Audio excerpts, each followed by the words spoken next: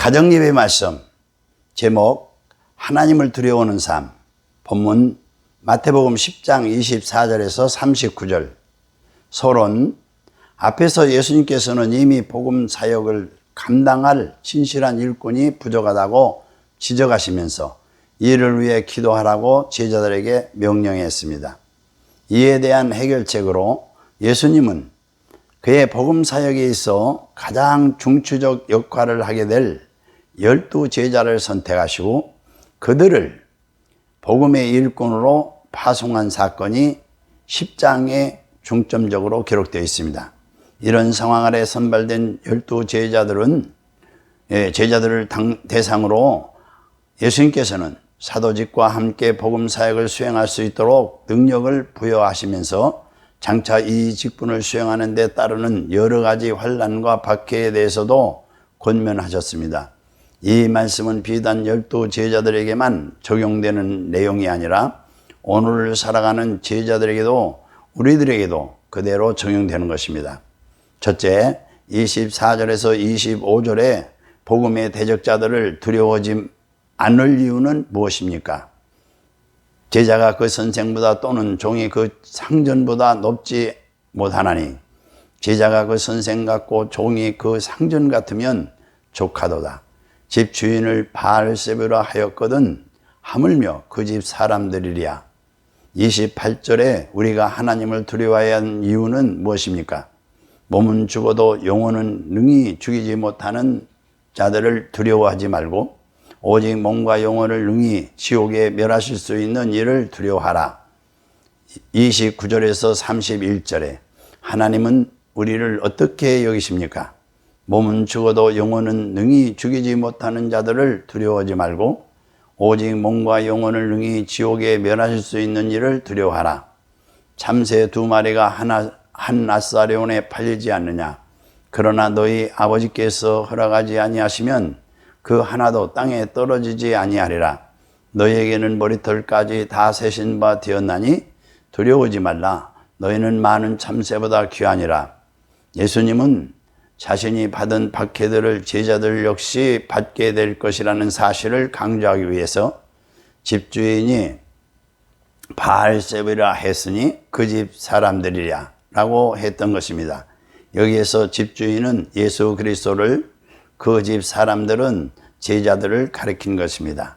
예수님께서 이런 비유를 드신 이유는 그가 귀신들을 쫓아내는 이적을 베푸셨을 때 바리새인들이 예수님을 보고 바알세부리라 비방했기 때문인 것입니다.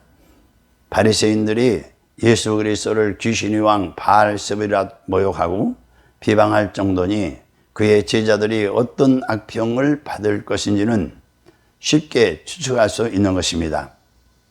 예수님은 제자들이 사람들의 시선과 지적을 두려워하지 말아야 한다고 가르쳤습니다.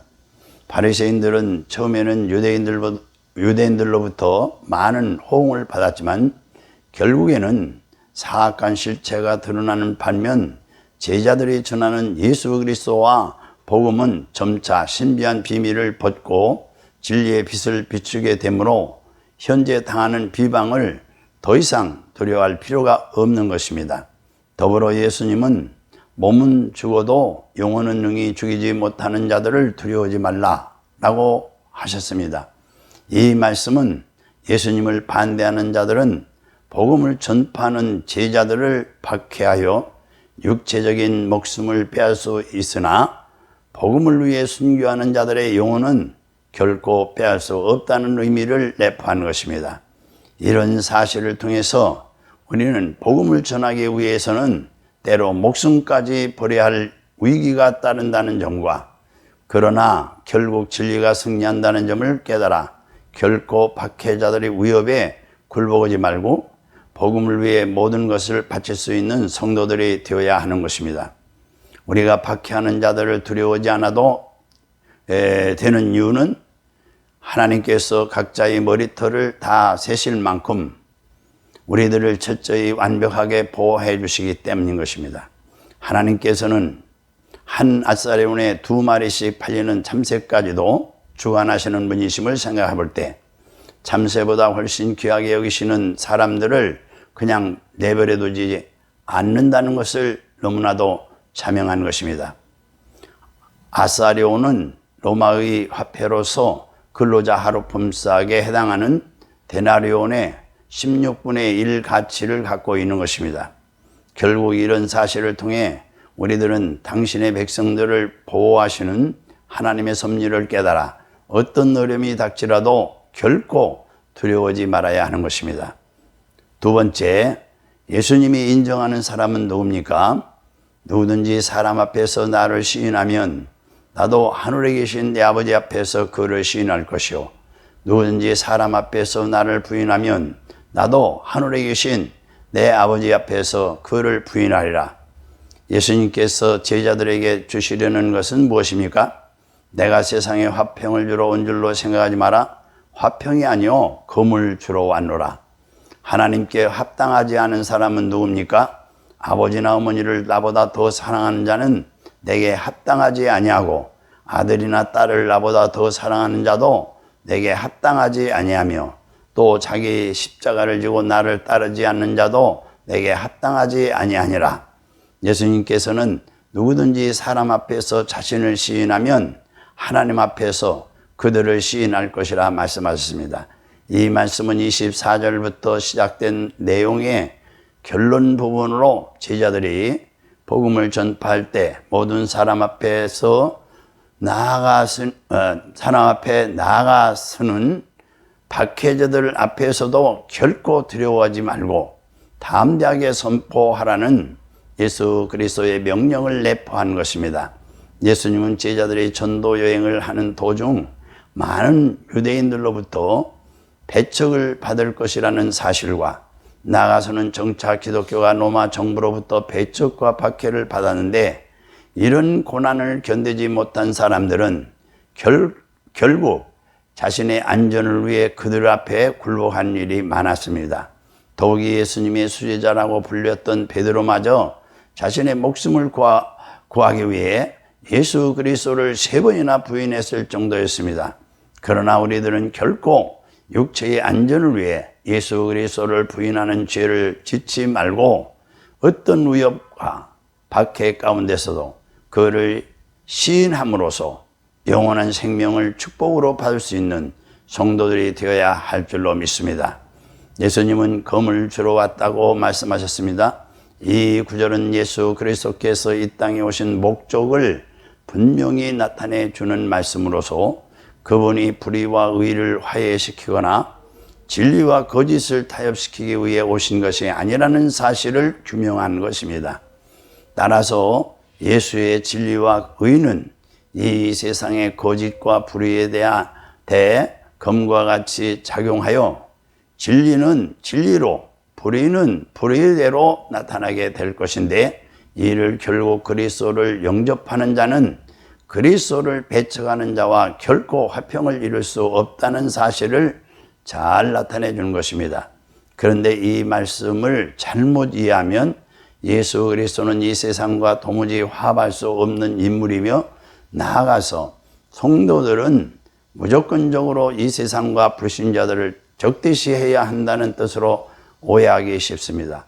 그러나 예수 그리스도는 분명히 사람들의 아들로서 그리고 화평의 왕으로서 오셨다는 사실을 기억하여 우리들은 이 세상 및 불신자들 자체를 부정하거나 적대시하지 말고 불의와 거짓에 대해 항거해야 하는 것입니다. 예수님은 가족들과 불화하며 원수가 자기 집안에 있다고 가르쳤습니다. 이 말씀은 34절에 나오는 바와 같이 예수 그리스도와 그분의 말씀은 검과 같이 날카롭기 때문에 가족들 중 성도와 불신자들이 공존할 경우 극심한 대립 현상이 생길 것이라는 의미인 것입니다. 예수님은 또한 부모나 자녀를 예수님보다 더 사랑하는 자는 합당하지 않다고 말씀하셨어요. 자식이 부모를 사랑하고 존경하는 것과 부모가 자식을 사랑하고 아끼는 것은 분명 성경에 언급되어 있는 귀중한 진리입니다. 따라서 이 구절은 가족 간의 사랑을 금하신 것이 아니라 이보다 우선적인 것이 예수 그리스도께 대한 사랑임을 강조한 말씀인 것입니다. 또 예수 그리스도에 대한 사랑은 가족뿐 아니라 어떤 대상과도 비교할 수 없는 절대성을 띠고 있어야 한다는 것입니다. 예수님은 자기 십자가를 지고 따르지 않는 사람도 합당하지 않다고 하셨습니다. 이 말은 예수님을 따르기 위해서 어떤 고난도 각오해야 한다는 의미인 것입니다. 그 십자가를 진다는 것은 단순히 생활고나 육체적 아픔 등을 의미하지 않고 예수님을 믿고 그분을 위해 헌신함으로 그러므로 말미암아 파생되는 온 인격의 고충을 감수한다는 것입니다. 이 일은 오직 예수님만을 소망할 때 가능한 것입니다. 할렐루야, 아멘.